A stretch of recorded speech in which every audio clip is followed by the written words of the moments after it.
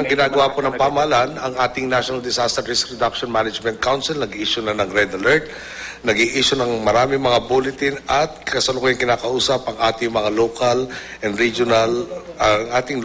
regional disaster management coordinating councils. No? Ang Pag-asa po ay nag-i-issue ng hourly bulletins. Kung pwede ho, sundan po natin sila sa Facebook, sa Twitter at sa kanilang website.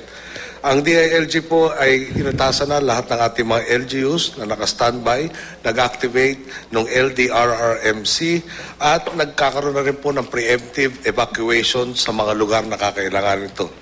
Ang DSWD po ay nagposisyon na ng 42.248 million pesos worth of food packs and other relief goods. Ang AFP po ay pinipreposition ng ating search and rescue vehicles nilagay sa mga safe na lugar na malapit makaresponde sa mga lugar na tinatayang maapektuhan. Kasama na rin po ang PNP sa paghahanda sa ating search and rescue operations, preparing na rin po ang PNP for the evacuations and also to ensure that all our roads remain clear.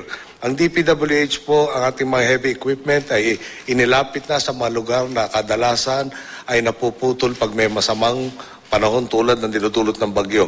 Ang Coast Guard po sa ilalim ng DOTC ay nag-order na sa mga seacraft sa mga apektado lugar na huwag pumalaot para siguraduhin natin walang mapapahamak pagdating nitong bagyong to. Yung bagyo po ay inaasahang magla-landfall ng between 4 to 6 a.m. bukas.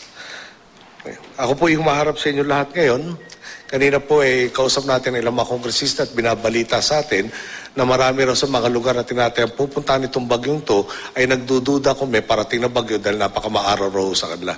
Malawak po ang coverage itong bagyong to, mga 600 kilometers in diameter. No? So, ang nakikita lang po natin ay higit kumulang mga 25 miles. Maliit na maliit po yan. So, sana po seryosohin natin ang lahat ng mga babalang to. Yung bagyo ho, talagang dinadalo tayo na hindi bababa sa 20 bagyo kada taon. Pero pwede natin, at hindi natin mapipigilan ang pagdating na, pero kaya po natin mabawasan ang pinsala na pwede madulo nito at kawalan ng buhay kung tayo po ay magtutulungan at makikisama sa isa't isa.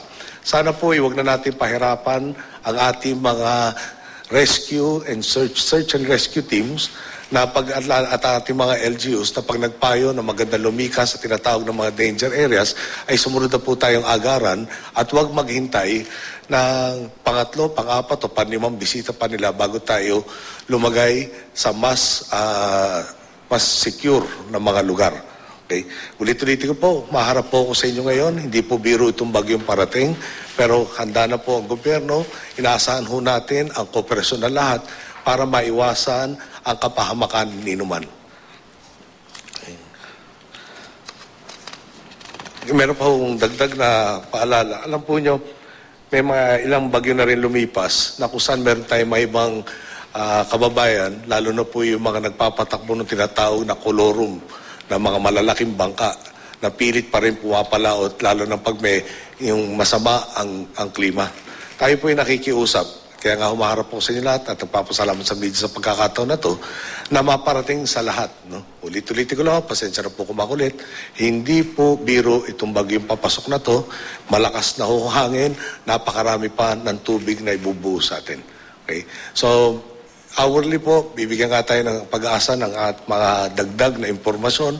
Bagyo po to, wala nagmamaneho, biglang pwedeng pumiito to, pati na yung mga ibang lugar na nasa tinatayang path niya or wala pa sa ngayon. Importante ho, lahat tayo makinig sa mga babala para sigurado tayo makapaganda sa darating na bagyo. Ulit, maraming salamat po. Pagdasal po tayo at magtulungan, magsamahan, maiwasan po natin ang malaking kapahamakan. Salamat po. Maraming salamat po, Ginoong Pangulo. Magandang hapon po sa inyong lahat.